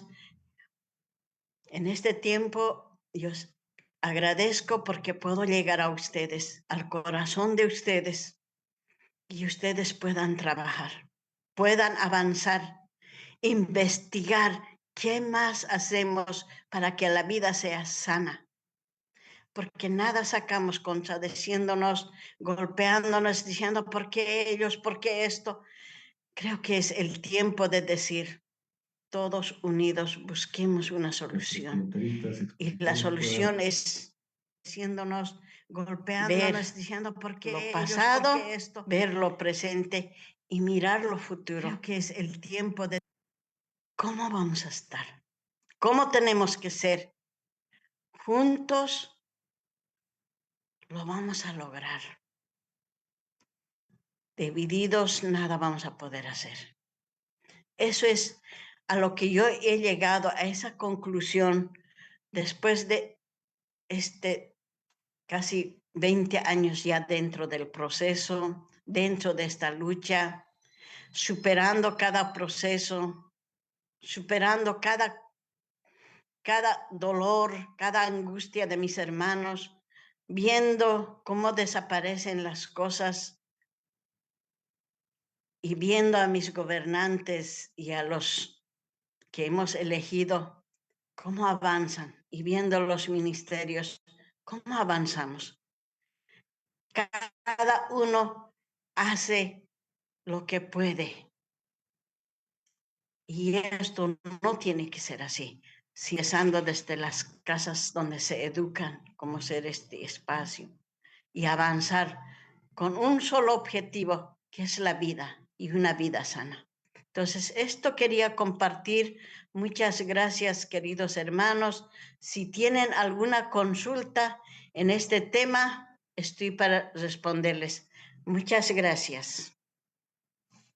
Muchas gracias, no, Marcela. Realmente el mensaje que deja es muy, muy importante y tiene muchísima fuerza. Yo me quedo con dos ideas principales. Una, la importancia de la vida por sobre el negocio, por sobre la minería, etcétera. Esta idea también, la última que menciona, la necesidad de unidad. Y retomo dos datos rápidamente. Uno, el caso que nos comenta sobre cómo las empresas están aliadas con las cooperativas y se aprovechan de esta legalidad, de las facilidades al sector cooperativista, como el caso de los derechos preconstituidos y el tema de la persecución, de cómo en el ámbito local y también permitido, por supuesto, por la justicia y por el ámbito nacional, estas empresas persiguen a la población, persiguen a quienes defienden la vida, territorio y se atreven a reclamar. Ahí además me permito recordar a lo que nos hace recuerdo también José Luis, que hoy se recuerda la represión de los hermanos y hermanas en Chacarilla. Entonces, estimada Marcela, por favor no se vaya. Vamos a tener una pequeña rondita de preguntas al finalizar. Tenemos dos expositores más. No quito más tiempo para que los compañeros puedan hablar. Sin más, ahora también vamos a tener a otra defensora muy importante a nivel nacional. Tenemos a Ruga Lipas, ella es líder indígena del pueblo Chupiamona y además es portavoz de la Mancomunidad de Comunidades Indígenas del Río Beni, Tuichiquiquebey y de la Coordinador Nacional de Defensa de Territorios Indígenas y Áreas Protegidas, CONTECA. Sin más, por favor, Ruth, tienes la palabra. Igual te pido que podamos llegar a los 15 minutos para que tengamos ese espacio para las preguntas o algún otro comentario. Buenos días y muchísimas gracias, Oscar, y al Centro Pulitzer, a CEDIP y bueno, a los otros hermanos expositores que están hoy día. Muchas gracias por hacerme parte de este espacio y darme la oportunidad de exponer. Voy a compartir mi pantalla para tratar de mostrarles en imágenes lo que se va dando en nuestros territorios, ¿no? Y justamente aquí impactos socioambientales de la minería aurífera, entre comillas, legal e ilegal en territorios indígenas en Bolivia. Esto de lo legal, supuestamente legal, ¿no es cierto? Que como dijo el anterior expositor, bueno, que es borroso. En alguna parte se pierde la legalidad, pero nosotros tenemos muy claro lo que sería legal o ilegal con la vida. Dicho eso, voy a empezar por decir que parece que hay dos visiones de vida, ¿no? Una es la que ya ha descrito la hermana Marcela, a quien admiro y respeto mucho, una de las defensoras que verdaderamente impulsa la defensa de la vida, ¿no? Entonces, estas dos visiones de vida, que es la de los pueblos indígenas, que se traduce en la protección de espacios de vida colectivos, comunes que tenemos los territorios, los pueblos indígenas. El mejor ejemplo que tenemos es en mi región, donde la Mancomunidad de Comunidades defiende el territorio de 6 naciones indígenas, bueno, que son parte de la Mancomunidad. En realidad la Mancomunidad son 6 naciones indígenas que defienden un espacio de vida común, sin importar si son de diferentes departamentos o regiones, sino el espacio común que ancestralmente hemos ocupado. Y acá este es el río Beni, acá está Rurrenabaque y el río Beni hacia arriba. Si pueden ver todo eso verde que ya estuvo amenazado por 2 centrales hidroeléctricas, Balachepete, y aquí no solamente son territorios indígenas, pero también son 2 áreas protegidas de categoría nacional. En el lado beniano está el Pilón Lajas, y el lado paseño está el Parque Nacional Madidi, ¿no? Ese es un ejemplo de cómo nosotros concebimos el territorio y cómo y por qué lo defendemos. Y es básicamente proteger la vida de nuestros pueblos y de todo ser vivo que necesita estos espacios para existir, ¿no? Y también hacer referencia, ustedes ven acá un bosque saludable, territorios saludables que hemos preservado en nuestra existencia ancestral. No lo hemos devastado, no lo hemos deforestado, no lo hemos degradado, es decir, no hemos hecho uso y abuso de esos recursos y por eso han sido declaradas áreas protegidas. Y decir también que los ríos para nosotros son esenciales, han sido siempre esenciales porque han sido nuestras vías de comunicación, nuestra fuente de alimento y nuestra fuente de agua, ¿no? Sin avanzando en el uso, tenemos estos pequepeques que nos permiten trasladarnos más rápidamente de un lugar a otro, pero para ese uso es el río. Así es como lo vemos el río y no nos adentramos en los ríos faltando al respeto a este cuerpo que nosotros consideramos que es sagrado porque da vida, produce vida, genera vida con el agua, con lo que está dentro, porque da alimento a nuestras familias. Entonces, ese respeto que tenemos por lo que nos da benevolentemente para existir, eso es lo que agradecemos y por eso pedimos permiso para entrar en estos ríos. También esto es dentro del Parque Madidi. En estas regiones producimos plátano, alimento, no solo para nosotros, sino para los centros urbanos, medios y también ciudades como La Paz y otros a donde se llevan estos productos, ¿no? También hemos encontrado formas, después, una vez declarada estos territorios ya como áreas protegidas, hemos encontrado formas de protegerlo, como este primer emprendimiento de hace 30 años de ecoturismo comunitario en mi territorio, para protegerlo del saqueo de madera en el boom de la madera de los años 90, de maderas preciosas como mara, cedro que se estaba haciendo. Y hemos encontrado estas formas de proteger el territorio con mostrar cómo podemos usar estas fuentes de agua, estos lugares sagrados. Esta es la Laguna Chalalán.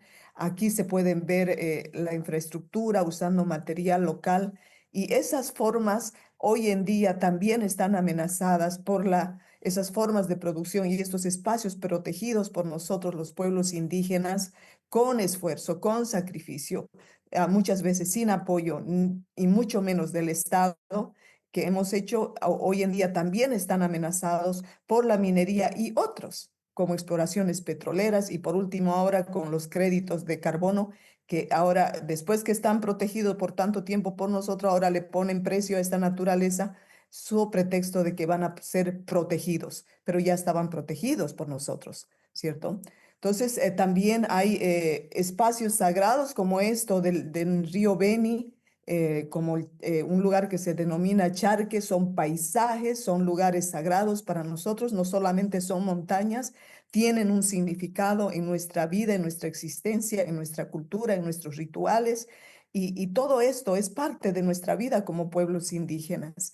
En concreto, en general, esto es lo que nos produce los ríos, lo que nos dan los bosques, nos da miel, nos da peces, nos da alimentos. Tenemos las orillas de los ríos para producir los alimentos que necesitamos para alimentarnos. Tenemos cultura, tenemos esta biodiversidad, estos otros productos que también se necesitan en el mundo desarrollado como el cacao, ¿no? Bueno, la otra visión de vida, que es la segunda de ese mundo llamado desarrollado, ¿no?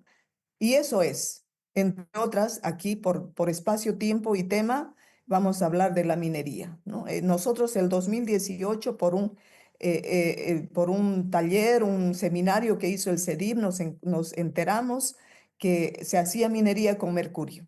Eso ha impulsado a realizar el estudio el 2000, que se tenía que hacer el 2020, por pandemia no se hizo y lo hicimos el 2021, el estudio de contaminación con mercurio, porque sabíamos que se hacía minería aguas arriba, en Guanay, en Mayaya, en Mapiri, y entonces queríamos saber cómo estábamos, si realmente estábamos contaminados o no.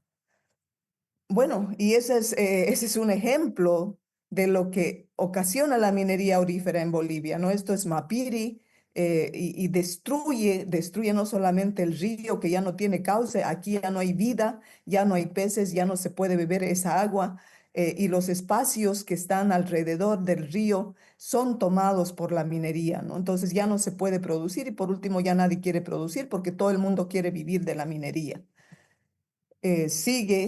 Son ejemplos en realidad del grado de destrucción que el mundo desarrollado provoca esto en los territorios con su demanda de oro, de materia prima, bueno, como es el oro, para joya, para riqueza, para acumular riqueza, para tecnología, pero ojalá solo fuera para lo esencialmente necesario y no para acumular riqueza, ¿no?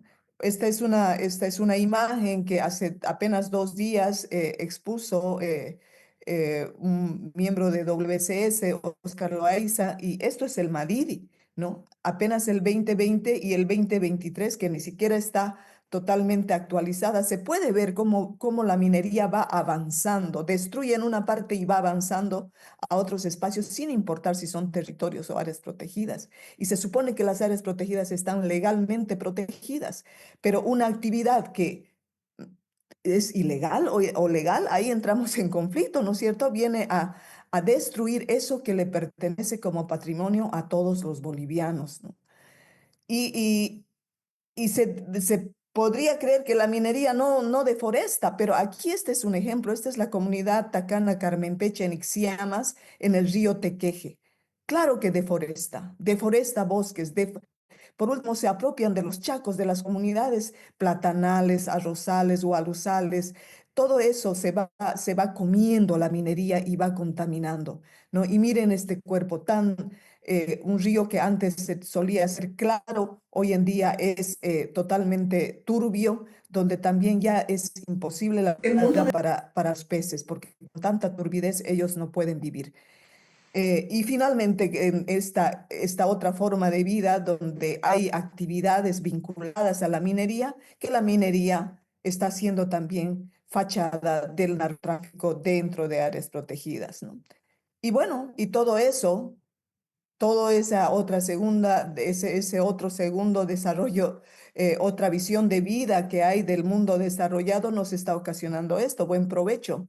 Nos consumimos todo lo que viene de esa minería, que viene, como decía la mamá Marcela, desde arriba, entonces, y nos vamos contaminando nosotros porque todavía tenemos peces, pero también que están siendo contaminados, ¿no?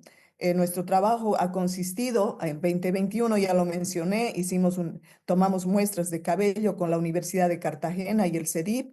El 2022 hicimos estudio de peces para saber a través de qué peces nos estamos contaminando, encontrando que justamente aquellos que más consumimos son los que nos están son los que están más contaminados o más envenenados, que también nos envenenan a nosotros. Y por último, el 2023, ya sabiendo que teníamos mercurio y qué peces estamos consumiendo, que nos está contaminando, queríamos también saber cómo nos está afectando en la salud, cómo nos está impactando en la salud directamente. Y el día de ayer justamente se hizo esta presentación por científicos de la Universidad de Cartagena, la Universidad de San Andrés, a través del CELADIS, el doctor Roger Carvajal, que en breve seguramente va a presentar también eh, estos datos alarmantes para nosotros, que cómo nos están afectando en la salud. Y decía la mamá Marcela, nos están matando con la minería y el deseo de tener joyas o acumulación de riqueza nos está acosando la vida a los pueblos indígenas, a seres inocentes. Esta mujer que ustedes ven aquí con su bebé, ella ha fallecido hace 2 años con cáncer. Y lamentablemente era muy tarde cuando cuando ya se tomó esta muestra, ya iba con un cáncer avanzado y ha perdido la lucha por la vida. Estos son los resultados: altos niveles de contaminación o de envenenamiento en nuestros territorios, en nuestros cuerpos, eh, que han llevado, que dan indicios ya que en nuestros territorios ya hay síndrome de Minamata, o por lo menos indicios, ¿no? Eso indicaría que tal vez ya nos estamos convirtiendo en la próxima Minamata, ¿no? Y aquí un detalle, no me gusta poner texto, pero prefiero que las imágenes hablan, pero aquí voy a hacer como un resumen desde el inicio de los impactos que genera la minería. Por ejemplo, la primera cosa, cuando un minero se aproxima al territorio, es generar división de familias y como de la comunidad.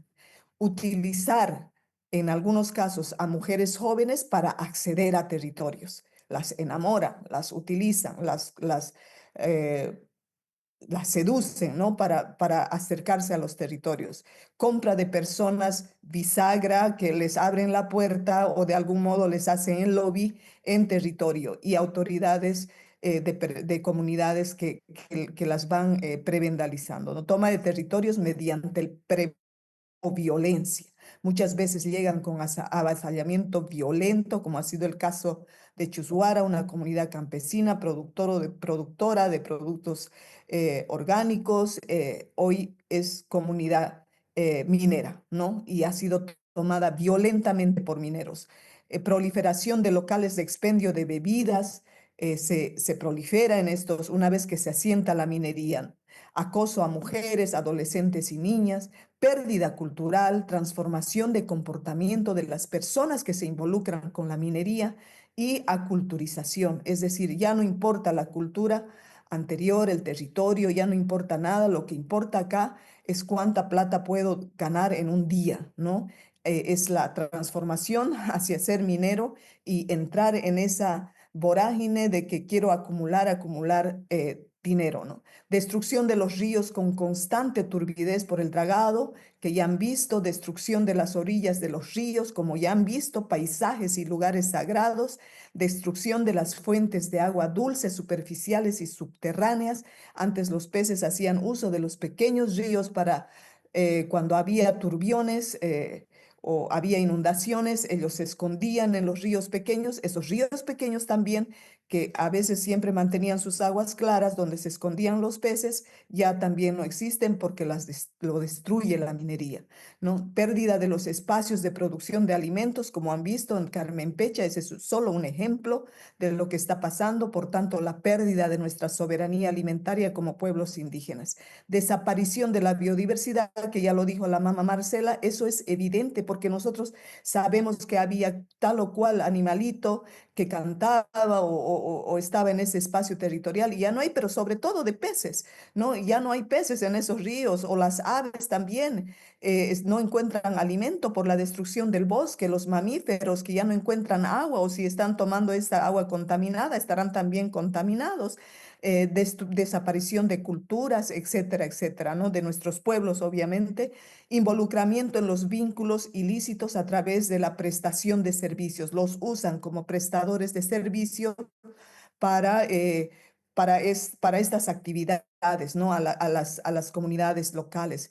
Amenaza las actividades sostenibles de vida por competencia de capacidad de pago. Hoy día el turismo, el ecoturismo no puede pagar 500 bolivianos por día o siquiera 200 bolivianos por día, pero el turismo, pero la minería sí. Entonces eso amenaza también y guías de turismo que se han convertido también en mineros, ¿no? Entonces está absorbiendo también a la gente que de algún modo ya hacía defensa de territorio con actividades que protegían el territorio, ¿no? Y por último, la mentira de la minería responsable o verde que quiere perpetuar la minería en nuestros territorios. Quitarle el mercurio y creer que legalizándolas o formalizándolas van a eliminar todos estos daños, eso es una mentira. Y que con eso se va a convertir en minería responsable es una mentira. Entonces, para nosotros queda claro realmente que, que, que no importa si la minería es legal o ilegal, esté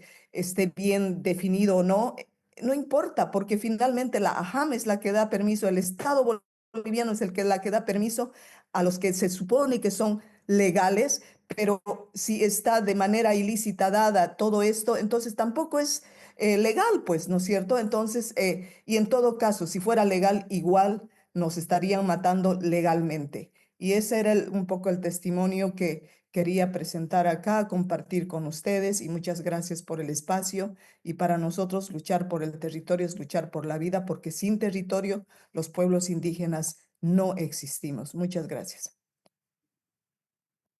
Muchísimas gracias, Ruth. Realmente es bastante claro, complementa la exposición de Nueva Marcela y realmente es contundente. Ahí solo quiero destacar dos cosas. Uno es esta perspectiva, y no solo perspectiva, en realidad es la realidad de la muerte de las personas o de niños en nuestra Amazonía cuyas vidas realmente están acabadas, son prácticamente muertos en vida.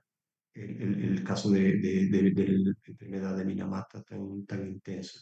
Y otra cosa que definitivamente es una contribución, creo que fundamental, es todos estos pasos en el proceso de entrada de las cooperativas mineras. Este detalle que nos ha pasado Ruth es realmente importantísimo de profundizar, de conocerlo y de ir analizando todos los impactos y daños que cada una de estas acciones va generando. Estoy seguro que esa lista puede ser mucho más larga y analizando es fundamental de difundirlo, denunciarlo y también de resistirlo.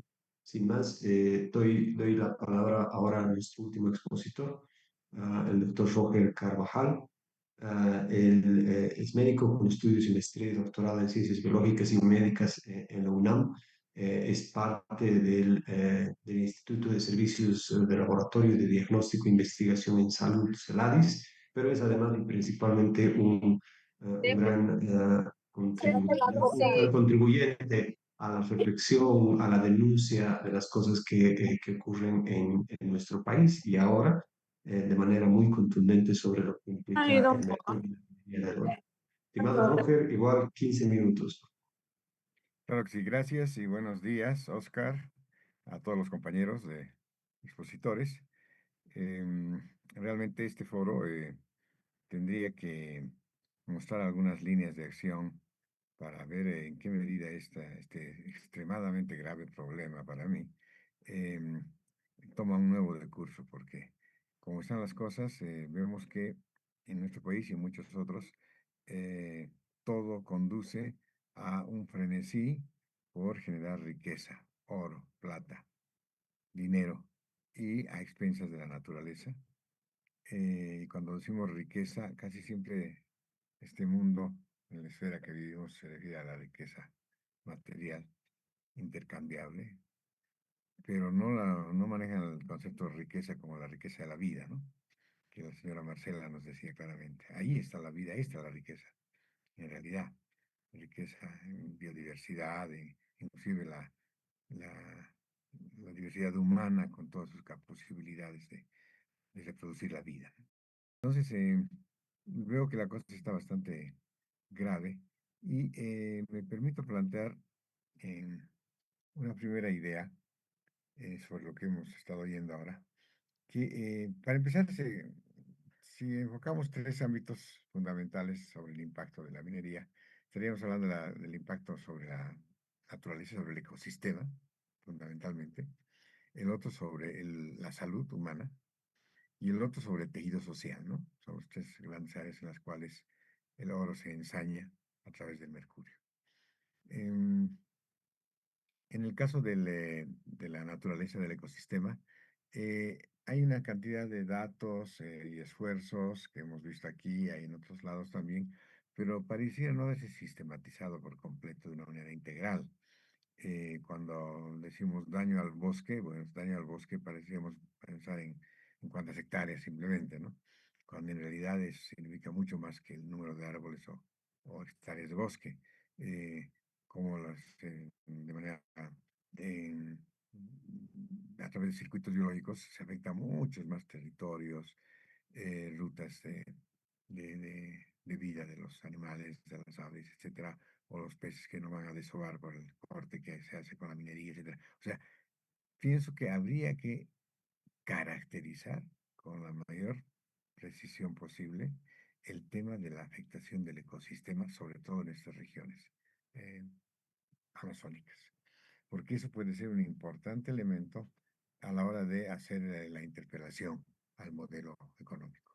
Si se dice afecta a la naturaleza, sí, hay datos aquí, datos allá, los hemos estado viendo ahora, muy interesantes, pero una comprensión total en el marco de la complejidad y de la sistematicidad sería ideal. Entonces, me estoy permitiendo plantear una primera línea de acción y en este caso, el CEDIV, que tiene mucha vara en este asunto, podría quizás ser un buen catalizador para que se haga esa caracterización, pero esta caracterización que incluye además todo lo que es costo-beneficio, ¿no? Que lo que más interesa es saber si todo el oro que vamos a generar, que además no se va a quedar aquí y va a estar en otros lugares, realmente compensa toda la afectación que se haga a la naturaleza y al tejido social.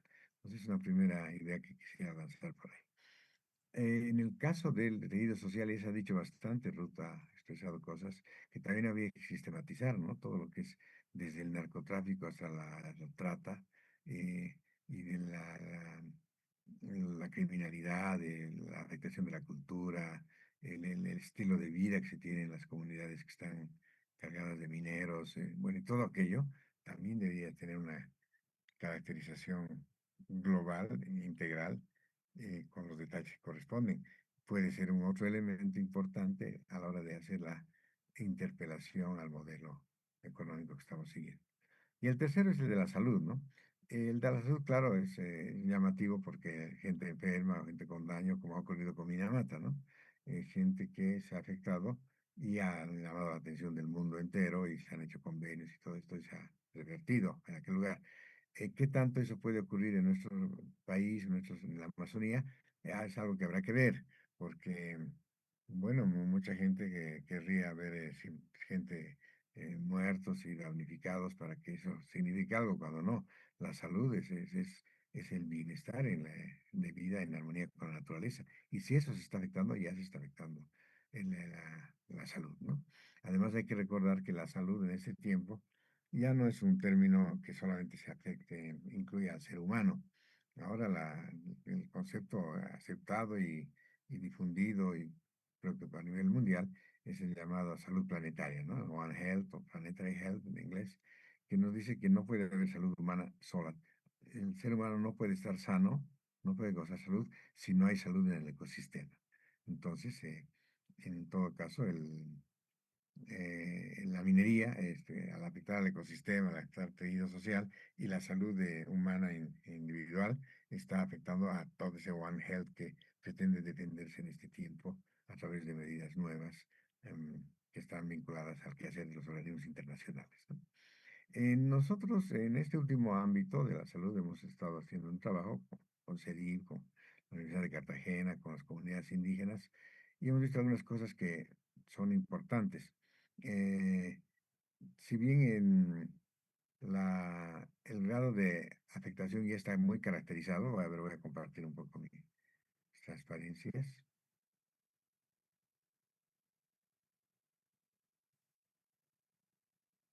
¿Sí se ve? ¿Se No, aprecia? ahora sí, ahora sí. Ahora sí. Em, En grande. bueno, en este seminario que ocurrió ayer hemos estado viendo una cantidad de detalles interesantes que habría que recapitular. Este que es un gráfico que ha construido CEDIP, es el libro de Oscar Campanini, como a partir del 2015 empieza el consumo y utilización masiva de mercurio, que se debe a las condiciones actuales de cómo se hace la explotación, con amalgama, ya dejando ya de lado otras técnicas que antes eran menos productivas, entre comillas, para los mineros, y esto con las consecuencias que sabemos.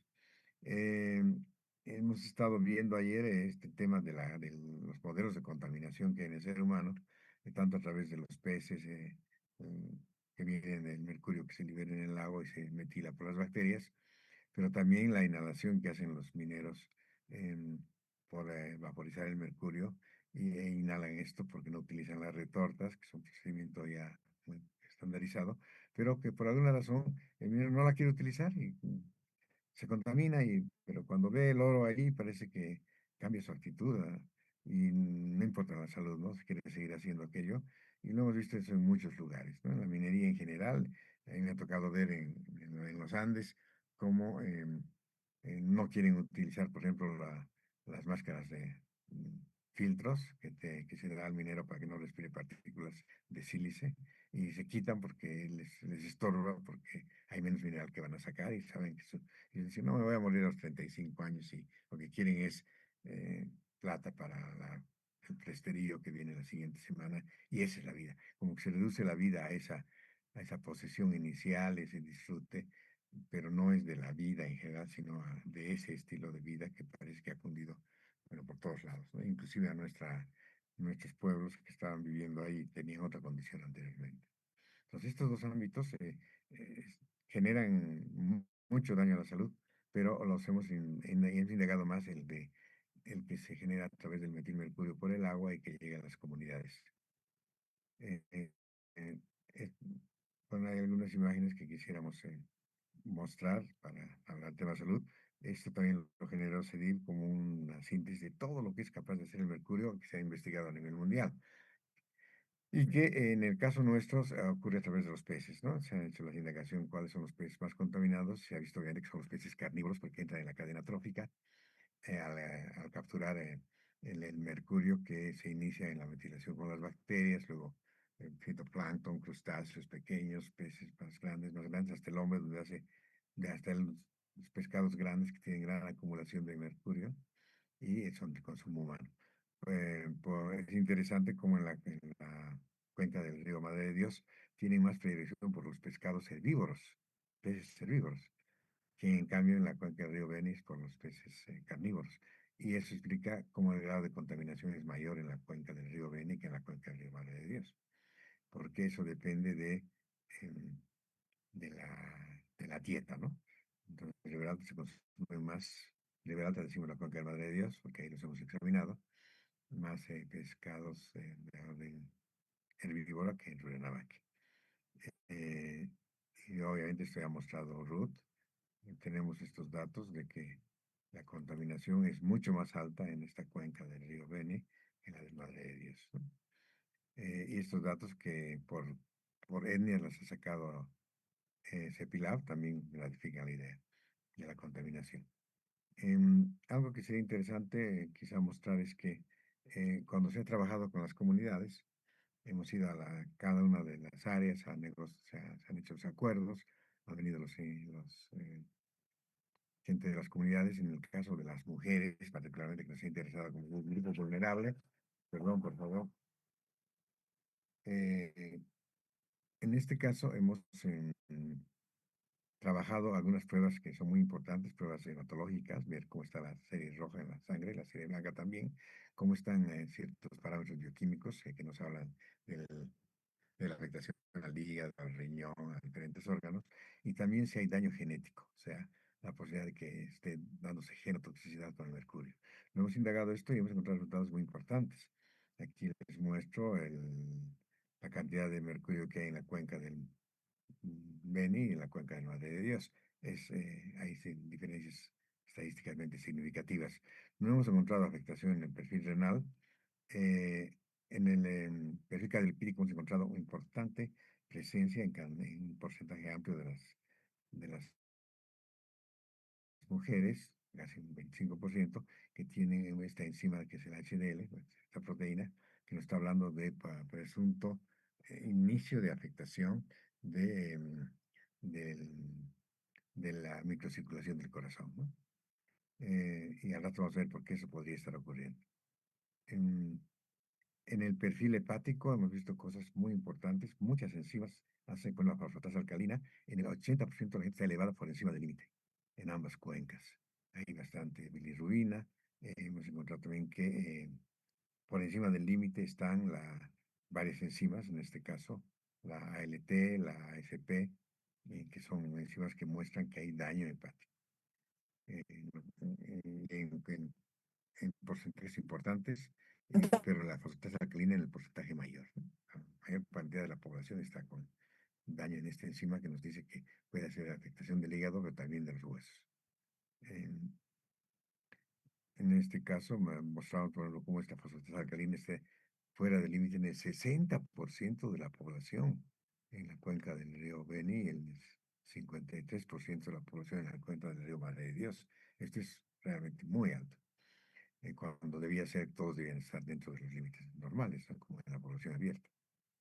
En el caso de la genotoxicidad hemos visto que no debiera haber esto, todo debe ser cero, pero en ambas cuencas hay diferentes grados de genotoxicidad por estas pruebas del ensayo del cometa o por la prueba llamada del DNA en la cola, que es altísimo en ambas cuencas. Y bueno, esto puede dar lugar a varias cosas cuando hay daño genético. Una de ellas es el cáncer. Bueno, pero eso requiere una investigación más prospectiva y también de historias clínicas que no hemos podido indagar todavía. Pero también el tema de malformaciones congénitas y abortos es lo que más se ve como consecuencia de estos hechos cuando hay afectación, cuando hay genotoxicidad. Y cuando hemos indagado sobre la presencia de enfermedades congénitas, o sea, nacimientos con niños con malformaciones, la gente no nos dice ni que sí ni que no, simplemente no sabe, no responde. Parece una cuestión cultural, como nos decía ayer Ruth, de que la gente oculta esto, las mujeres no lo dicen, pero el no sabe, no responde a más del 35%, ¿no? En el caso de los abortos,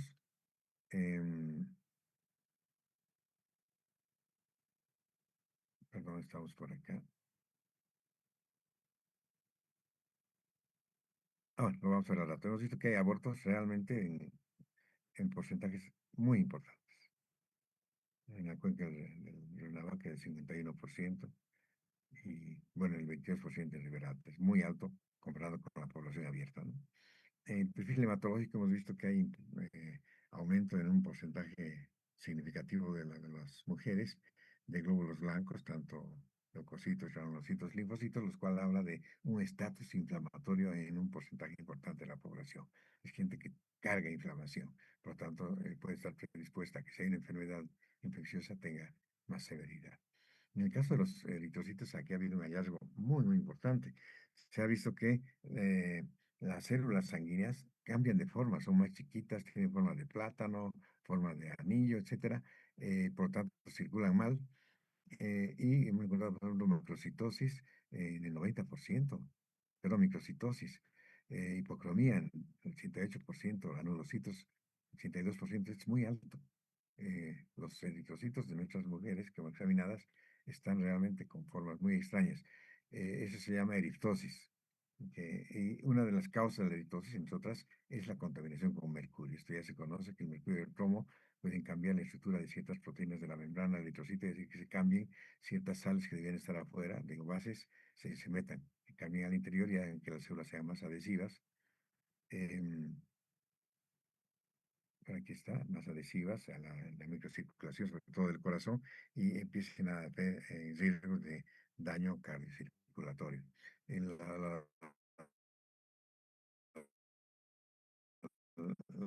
parte de signos, síntomas vinculados con la parte neurológica, ¿no? Cefaleas, mareos, pérdida de cabello, que es un dato bien importante en la intoxicación por mercurio, fatiga en reposo, etcétera, etcétera. No es para verlo ahora, no es un tema que tienes que ver. no hemos encontrado mucha correlación entre la concentración de mercurio en el cabello y la cantidad de daño. Es algo que hemos visto que en otros estudios tampoco pueden encontrar esa correlación. Bueno, algo que quería mostrarles es que además de la afectación por mercurio, las condiciones de salud en las poblaciones de estados cuencas es bastante deplorable en términos de, sobre todo de salud. Hay mucho abandono por parte del Estado. La dieta, que es casi específica de pescado, está empezando a cambiar. Hay recomendaciones para que utilicen otro tipo de fuentes proteicas, consuman vitaminas y verduras, porque aquí están los minerales y todo esto, que no se cultiva en la Amazonía, pero nos hemos mostrado que sí, esto es posible. em, el manejo de excretas, la higiene oral, el sedentarismo, todo esto, el consumir, el respirar humo de la biomasa que genera daño a nivel pulmonar y que predispone a otras enfermedades, también se ha discutido, y otras condiciones, como por ejemplo, bueno, hemos visto también que como una señal de afectación por el mercurio, hay un porcentaje importante de personas que tienen trastornos en la audición y en la visión, alrededor del 20-23%.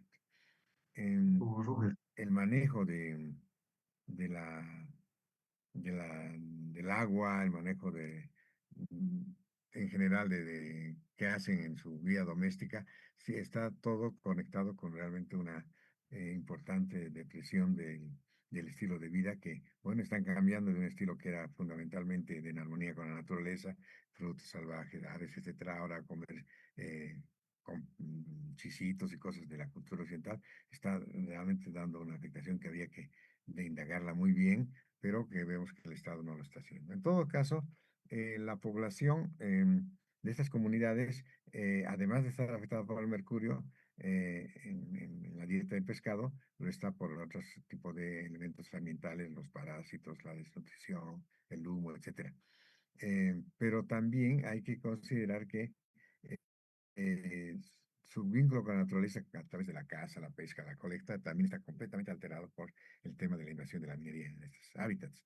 Entonces, el problema está mucho más complejo de lo que parece al decir hay contaminación con mercurio, simplemente hay muchas más cosas que están conectadas. Y eso tenía que confirmar lo que planteé al principio, ¿no? Un cuadro integral sistémico que vea las cosas desde el pensamiento complejo, que conecte todas las cosas interconectadas y esa matriz gigante que tiene que hacerse en algún momento que conecte lo ambiental, lo social con además la salud, con la salud del ecosistema, es algo que tendrá que ser el elemento de negociación para ver cómo se cambia el modelo o al menos se atempera en alguna medida. Nada más, muchas gracias. Muchas gracias, estimado Roger. Realmente igual importantísima esta exposición. El tiempo, por supuesto, es nuestro enemigo en ese sentido, porque esa investigación es realmente muy, muy importante, un aporte en términos de evidencia a una preocupación que ya nos han contado tanto Ruth Marcela y todos los participantes. Es una evidencia de que eso es realidad. Entonces, bueno, yo sí quisiera pedir miles de disculpas a todos los participantes. Esta conversación ha estado realmente muy interesante. A mí me parece que es un buen trabajo de parte del Pulitzer Center de la Universidad Católica el poder reunir a todos estos comentaristas porque hemos podido profundizar ciertos temas que en el tiempo es casi imposible en otras oportunidades. Pero eso nos ha costado, porque todo tiene un costo, nos ha costado el tiempo que hubiéramos querido para poder generar una mayor conversación, poder reflexionar, tener preguntas o algún otro momento para poder profundizar estas ideas. Entonces, ya no quisiera alargar más, porque después nos vamos a quedar sin nadie. Habíamos dicho hasta las 12, ya nos hemos pasado con 7 minutos y seguramente todas las personas que están participando pueden tener otros compromisos. Entonces, yo daría la palabra a María Celeste Quiroga de la Universidad Católica Boliviana para que pueda cerrar este webinario y nuevamente miles de disculpas a todos los participantes por no tener la posibilidad de generar un mayor tiempo. Gracias, Oscar. Y igual en la misma línea que tú, respetando el tiempo del resto, me queda agradecer al Centro Pulitzer, al CEDIP, como siempre, desde la universidad estamos prestos a este tipo de actividades y a otras que podamos encontrar, donde sumemos esfuerzos y, como decía Marcela, Y miren estemos este como cuerpo más tan, un río que antes transdisciplinariamente solía ser conociendo la visión de los expertos, de los académicos, de la gente que está ahí defendiendo la tierra en pos de un mejor futuro y dándoles más visibilidad a esto, ¿no? Y Que es miren el este motivo por el cuerpo cual tan, creo todos los que estamos aquí, un río que antes como solía ser asistentes, expositores y organizadores, y es lo que nos convoca, ¿no? Proyectar una sociedad más justa, un futuro más equitativo y más vidas más felices para todos y todas. Así que de mi parte y de la Universidad Católica, un abrazo, un agradecimiento y un compromiso de seguir coordinando actividades y espacios de encuentro. Muchas gracias. Gracias a ustedes. De mi parte y de la Gracias Universidad a Católica, un todos. abrazo, un Buen día, agradecimiento buenas y un tardes. compromiso de seguir